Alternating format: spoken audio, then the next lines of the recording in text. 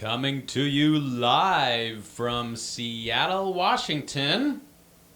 Here's your host for Mary's Nutrition Show. It's Registered Dietitian and Nutritionist Mary Purdy. Am I on? Are we ready to go? Yeah. All right. We're on the show. Just grabbing some things here. Yeah. Excellent, excellent. Well, hello, and welcome to Mary's Nutrition Show. Scientifically sound, holistically minded, and sprinkled with a touch of personality. I'm Mary Purdy, Integrative Registered Dietitian, and today's topic is 5 ways to boost your immune system. Woohoo! We are a show that is plant-based focused and whole foods focused, but we're very, very friendly to omnivores. And your suggestions, your comments, your queries, and questions are very, very welcome. And who knows, maybe one of the upcoming shows in the future could be based on something that you suggest. I'm sitting here with my soon-to-be determined and revealed cup of beverage here that is just perfect for your immune system, and I promise by the end of the show you'll know exactly what it is. I know it looks a little bit like I'm drinking blood, but I assure you that it's not. Although blood would probably be semi-decent for your immune system. Can I just get a clarification, Mary? You said that's a cup of beverage. It is a cup of beverage. Okay. Is that not okay to say? Okay, no, that's perfect. Are we talking about fluids? Because it's probably more than a cup. It's probably closer to 10 ounces. Oh. A cup is 8 ounces. Okay, good point. Mary, what's today's topic today? Did you? I mentioned it. 5 ways to boost your immune system. Oh, man, that is exciting. Yeah. Why would I really want to do that? You know, I think no matter what season it is, winter, spring, summer, or fall, cue James Taylor, there's always going to be somebody out there who is suffering with some kind of immune function that's not optimal. So you might be sniffling, you might have you might have the flu, you might have some aches and pains. We can always use a little extra support, and so that is what I'm here to give you 5 ideas, although there's probably about 30,000 ideas that I could provide, but I'm going to keep it simple at 5. Did we say our disclaimer yet? Not yet. Great time to mention it, especially if we're talking about the flu. Please know that today's show is not a substitute for medical advice. So, before implementing anything that I speak about today, consult your physician or healthcare practitioner to make sure that these choices are right for you. Great. And for those of you who feel like you're watching now and you're scared about how long this is going to be, it's going to be about 20-minute show, give or take. Huh? It is? Oh, who knows? Maybe even 15. Okay. Depends on how fast I can kick these things out. All right. And if you're watching now and you're in chat, there's a couple of you out there. Hello. Thanks for joining us. Hey, welcome. Feel free to ask questions at any point. We may not be able to ask or answer the questions until our Q&A section, but hang in there. We'll get to your questions as best we can. Great. Well, let's start with those 5 tips because I know you're all sitting on the edge of your seats waiting to improve your immune system right now. Number 1. If you are finding yourself to be sick frequently, take a look at your protein intake throughout the day.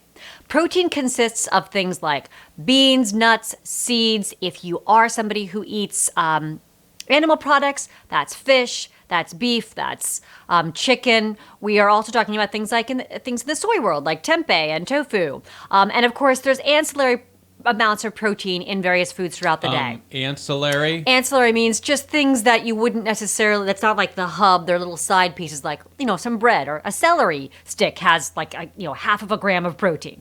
But usually people need about 20 grams of protein per meal, approximately totaling to around 60, depending on how big of a person you are, how active you are, maybe up to 75, even 100 grams of protein per day. But shooting for at least 20 per meal is essential, and you want to make sure that you're getting it at every meal and not piling up the protein at the end of the day. So make sure that you're getting protein every single day and at every single meal so that you're keeping your immune system nice and healthy, because it relies on protein to create all of your immunoglobulins, or the little immunofactors that help keeping your system rigorous. Number 2, making sure that you are decreasing your sugar intake. Sugar actually depletes the immune system and suppresses the immune system. So anything you can do to decrease refined sugars, I'm not talking about fruits and vegetable sugars, we'll get to those in just a second, but actual refined sugar, and that doesn't mean necessarily only sweet things. It can also mean refined carbohydrates that come from things like crackers and cakes and white bread and white flour products, chips and things like that. Anything you can do to minimize those in your diet and bulk up more complex carbohydrates like whole grains and sweet potatoes is very, very beneficial to the diet. And speaking of sweet potatoes, I am brought to technique or tip number 3. Think of things in your cabinet or the garden or the grocery store that are the color of orange. Perhaps say this, carrot, orange. Orange is important because it contains something called vitamin A, which is very, very beneficial for your immune system. Additionally, things that are orange often contain vitamin C, very, very important for your immune system as well. That could be a orange, for instance, an apricot, a sweet potato. Anything that has this beautiful bright color is a wonderful way to include those immune boosting vitamins in your diet. So stick to those, and in general, bright colored fruits and vegetables offer not just the vitamins, but they also offer antioxidants, which are very protective to the immune system and give an extra kick. So this brings me to number 4. When we're thinking about antioxidants, I want to highlight a few specific foods, namely those in this category of the bulbs: ginger, garlic, and yes, the ever-friendly onion. Now, these don't just make you have delicious smelling breath or delicious tasting food, but they provide additional boost to your immune system. And if you're interested, I am happy to post my famous cold and flu buster that has a little onion, a little garlic, a little ginger, a little honey, a little lemon, and a little woohoo cayenne pepper to just kick it up a notch. Not for the faint of heart, and if you have stomach issues, I would suggest being a little bit careful about this, especially if you do it on an empty stomach. But that is a surefire way to get your body into gear and to provide your system with some extra bacteria fighting power. That's number 4. And number 5, number 5 is something called elderberry. So elderberry can be found, it is a flower, but it also can be found in a syrup or in supplements as well. I like to recommend it as a syrup because it's very easy to go down and it's very soothing to the throat as well. So this is a supplement that doesn't have a lot of contraindications or interactions with many other either dietary factors or medication factors, and there's some great studies out there that show that elderberry is actually very, very beneficial for people who travel and help to reduce the onset of flu for folks who are often on a plane. Really, really simple to make your own elderberry tea as well. Oh no, actually I jumped the gun there. I was thinking I was drinking elderberry tea, but I'm not drinking elderberry tea. Oh, there's just so many berries and flowers out there that are just delicious. I want to say one last piece. Yes, please. Because I mentioned 5 food, nutrition related things. Yeah. But immune function is related to more than just food and nutrition, although that's important.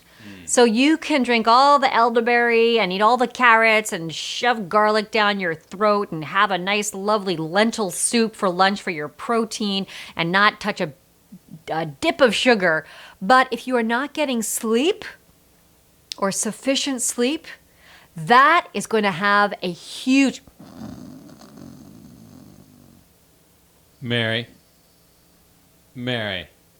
I'm sorry, I was just working on my immune system. I'm sorry. Wow. Yeah, I was just doing some Well work done. there on my immune system. I feel better. Well done, I feel a Mary. lot better. I feel strong. If you're not getting enough sleep or sufficient hours of sleep, your body's going to suffer. And sleep is the time that you truly repair and regenerate. So do not skimp out on your sleep because your body will not appreciate that. So there you have it. Protein, reducing sugar, bright colored fruits and vegetables, a little bulb in your life, elderberry, and Sleep? What? Yes, what he said. That is fantastic. I feel like I have a lot of ideas, Mary, and there might be some questions from our viewers. Feel free to chime in there in the chat, and we'll see if any questions come in. But in the meantime, I have a question for you. Please. You said no sugar. Where does this sort of like honey, and maple syrup, some of those other sweet kind of sweeteners, where does that fit in? I would be mindful of excessive amounts of those. In general, the World Health Organization recommends no more than 25 grams of sugar per day for general overall health. They go a little further than that, but they say added benefits come with a lower dosage of 25 grams. So 1 teaspoon of sugar or 1 teaspoon of honey is about 5 grams. So honey can actually be very soothing to the throat, and it does have some other benefits in terms of just being helpful to the immune system, especially if it's raw honey and you're not a 2-year-old child. Do not feed your children who are very, very young raw honey because there's potential for bacteria. But I think in small amounts, those can be helpful, but the idea is to not displace additional calories with foods that have less large amounts of those really beneficial nutrients and phytochemicals or plant chemicals, antioxidants. So a touch of honey, just fine, but don't overdose on it.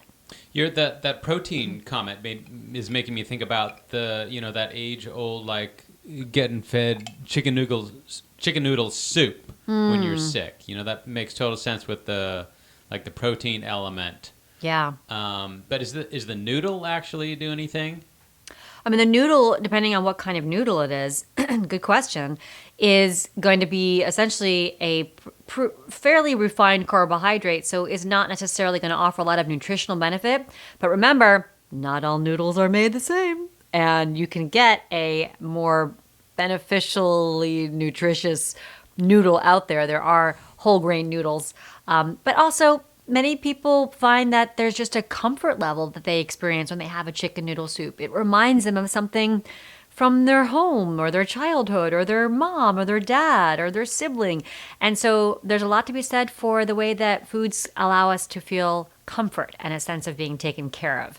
And when we allow ourselves to have that experience, that can actually be helpful to our immune system in the healing process. There's one other question in chat, which I don't think Mike meant it related to the topic at hand because he asked it fairly early on. It's just a one-word question that says, kombucha? I'm so glad that Mike mentioned that because I was vacillating between bringing up GI function as a way to talk about the immune function because 60% of our immune function lies in our GI tract. That's our intestines, our stomach and our small intestine and our large intestine. And kombucha, I believe, that Mike is referring to, is a fermented beverage that can be very helpful and beneficial to our guts by providing additional beneficial bacteria and also helping with improving digestion. And when digestion is improved, that usually means we are absorbing our nutrients more effectively, and anything we can do to help bring beneficial bacteria to the gut helps to fend off pathogens or outside less favorable bacteria to the gut, which can be helpful to our immune system. This is our first line of defense right here inside. Thanks, Mike, for that question. So let's begin to wrap up. I told you by the end of the show I would reveal this beautifully red, delicious beverage that I am drinking. And I will tell you now, it is a hibiscus tea. Hibiscus. Is there a hibiscus in the crowd? I can say hi to. Hibiscus. Hibiscus tea is wonderfully rich in vitamin C and also in vitamin A, not to mention a load of antioxidants. It's quite tart. You can sweeten it with a touch of honey, but it's very, very refreshing as is. And it's really easy to make. You can, of course, buy it in the stores, pre-made, ready to go in bags. But you can also purchase in bulk hibiscus tea leaves or hibiscus flowers. Soak them in hot water for about 10 minutes to 4 hours if you want to get a much more strong flavor. And throw some ice cubes in there, and you've got a refreshing beverage. Or keep it hot, and you've got a nice, warm evening drink.